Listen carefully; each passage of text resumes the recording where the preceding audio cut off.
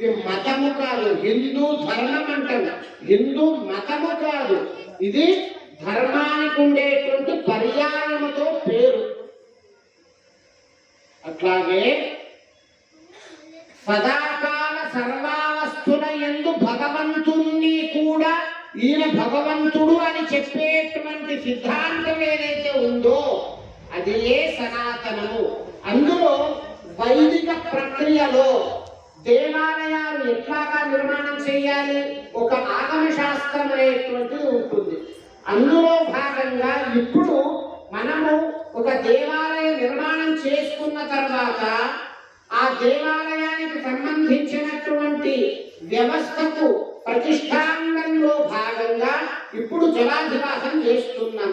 ఆ జలాధివాసాన్ని యొక్క ముఖ్య ఉద్దేశం ఏమి అంటే, ఇప్పుడు మనం ఎట్లున్నాము, ఇక్కడ కూర్చున్నాం, ఉడక వస్తున్నది, ఫ్యాన్ ఉంటే బాగుండే అని మా గడుసా పాపం ఏదో వ్యవస్థ చేస్తూ తన గురించి కాదు, భక్తులకు కొంచెం అనుకూలమవుతుంది కదా అని ఒక ఆలోచన.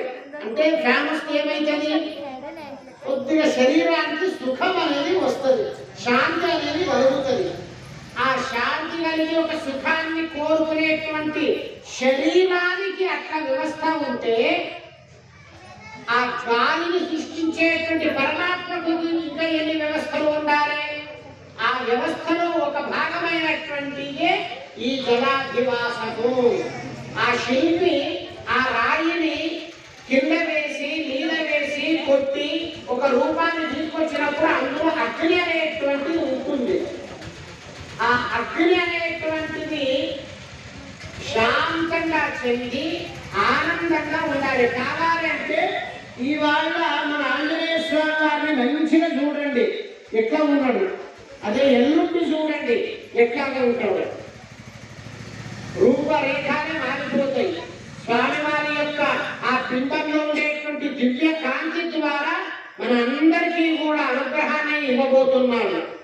కాబట్టి ఆ యొక్క తల్లి గర్భము దాల్చాలంటే ఒక్కొక్క మాసంలో ఒక్కొక్క అవయవాలు ఎట్లాగైతే గర్భంలో ఏర్పడతాయో అట్లాగే దేవతల యొక్క అనుష్ఠానములో భాగంగా ఇక్కడ కూడా జలాధివాసం చేయడం ద్వారా ఆ యొక్క విగ్రహంలో శాంతి అంటే శీతలత్వం కలగటానికి ఇక్కడ అధివాసము. ఇక్కడ మీరు చూస్తున్నారు, క్షీరం ఉన్నాయి, ఆవు పాలతో తోడుపెట్టినటువంటి పెరుగున్నది, తర్వాత సుగంధ ద్రవ్యాలు ఉన్నాయి, విశేషంగా నవధాన్యోదకాలు ఉన్నాయి, సాక్షాత్ సర్వ పాపహర మృత్తికాలు ఉన్నది. ఇలాంటివి విశేష కుసుమాన్ని సౌకుమార్యత్వాన్ని ఇచ్చేటువంటి పుష్పోదకాలు ఉన్నాయి. ఇన్ని ద్రవ్యాల చేత స్వామివారి యంత్రానికి విగ్రహానికి చక్కగా ఇప్పుడు మంత్రయుక్తంగా అభిషేకం చేస్తున్నారు. అవునయ్యా, మంత్రంతో ఎందుకు చేయాలి, మేము ఉట్టిగా ఇట్లా ఆవు పాలు ఇండుకొని వచ్చి ఇట్లా వస్తే సరిపోతుంది కదా. అందరి దగ్గర గ్రీన్ పెన్ ఉంటుంది, 10 రూపాయలు ఇస్తే కిరాణా షాపులలోనో లేకపోతే స్టేషనరీలోనో ఎక్కడంటే అక్కడ దొరుకుతుంది. అది నేను సంతకం చేస్తే జరుగుతుందా,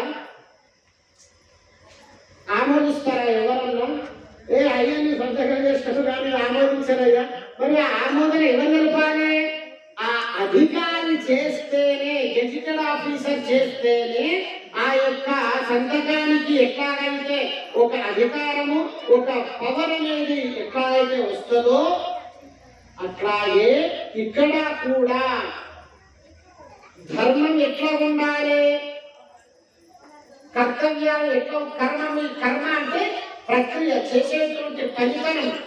ధర్మయుక్త కర్మ, ధర్మముతో కూడుకున్నటువంటి కర్మ ఉండాలి. ఆ యొక్క అలా ఫలితమ చేస్తేనే మనకు భగవంతుడు అనుగ్రహిస్తాడు. ఇక్కడ యువకులు బాగా కూర్చున్నారు, పిల్లలందరూ మంచి కూర్చున్నారు, చదువుకునేటువంటి పిల్లలు. వీళ్ళందరూ కూడా